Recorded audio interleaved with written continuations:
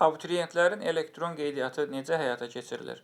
Ən çox verilən suallardandır. İndi video şəklində göstəririk. Kanalımıza abunə olun ki, ödənişsiz olaraq prosedurları həll etməyin yolunu biləsiniz. Sayta daxil olacağıq. dim.gov.az Dövlət İmtahan Mərkəzinin saytıdır. Hər kəs əzbər bilir. Sayta daxil olduqda görəcəksiniz 2 bölmə, 9 illik və 11 illik. Hər ikisini deyəcəyik. 9-larla başlayırıq. Klik edirik və ekranı böyüdürük.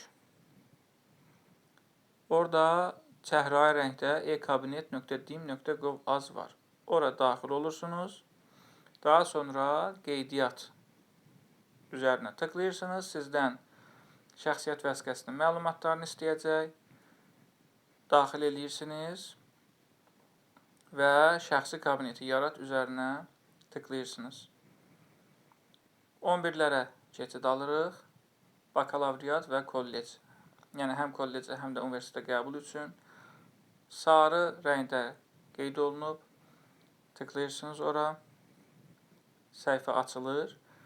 Ekranı böyüdürsünüz. Bütün prosesin izahı olan videonun keçid linki buradadır. Video təlimat. Ən üstdədir. Klikləyirsiniz və sizi Dövlət İmtahan Mərkəzinin YouTube səhifəsinə aparır.